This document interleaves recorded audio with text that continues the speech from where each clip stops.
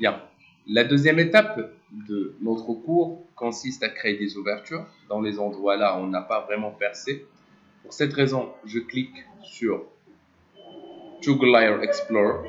Certainement, mes informations, comme les murs, sont un peu dans le même calque. Ok. Je peux par exemple cliquer dans un élément, savoir où se trouve dans la famille des calques et le cacher provisoire. L'étape suivante, on va bien essayer de percer un peu les murs. Pour cette raison, je clique sur un mur, je clique sur Box, Autograde pour détecter les normales. Je dessine un box qui est totalement accroché à mon plan de travail. Je le déplace un peu à l'intérieur, comme vous voyez. Bien. Et par la suite, je clique sur Modify pour le modifier. Il faut toujours sélectionner l'objet. Ici, je travaille un peu avec le mètre. Je peux cliquer sur Customize, Unit Setup, centimètres. Il faut spécifier la valeur aussi, soi-disant qu'on a une toute petite valeur.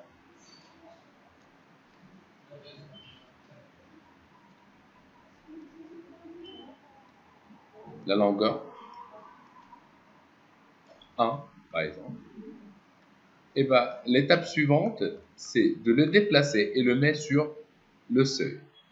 Alt W, dans la vue de left, Alt W une deuxième fois, pour le mettre sur le seuil, comme ça. Par la suite, une fois c'est terminé, je peux le dupliquer plusieurs fois, soi-disant qu'on a un deuxième ici. Je prends maintenant le mur, je clique sur le mur. Extended, je clique ici. Extended Perimeter. Compound Object, pardon. Probolien. Start Speaking. Et ben voilà, on a l'ouverture. Pour ceux qui posent la question concernant la petite forme qui reste ici, tout simplement, il faut cliquer sur Modify. Probolien, les opérants. Je clique sur l'opérant qu'il me faut. Est-ce que c'est la union ou bien la subtraction? Par la suite, je déplace juste la flèche comme ça, ce qui me donne une ouverture.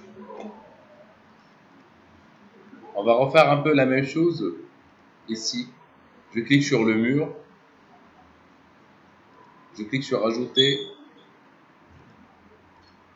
Compound Object. Probolien. Start Speaking. Et la même chose, la modification. Les opérants.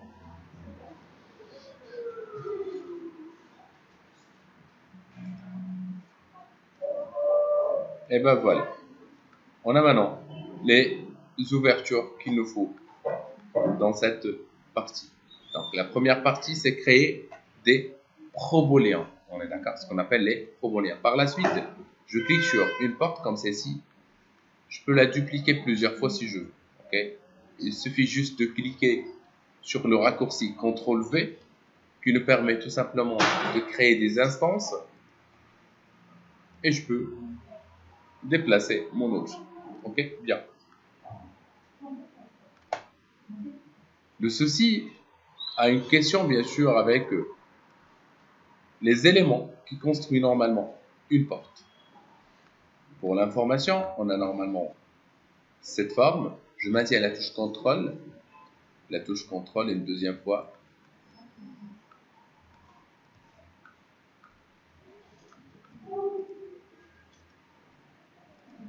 Je clique.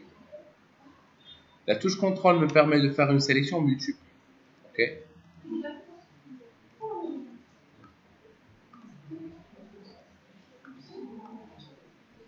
Si vous déplacez votre objet, vous allez voir qu'il reste aussi d'autres objets, mais c'est pas grave. Il suffit juste de maintenir la touche Shift et vous pouvez déplacer votre objet. Copy. Soit disant que cet objet-là, elle est inférieure ou supérieure par rapport à la forme. Vous cliquez sur Scale, Select and Scale et vous faites une transformation nomotique dans l'axe X.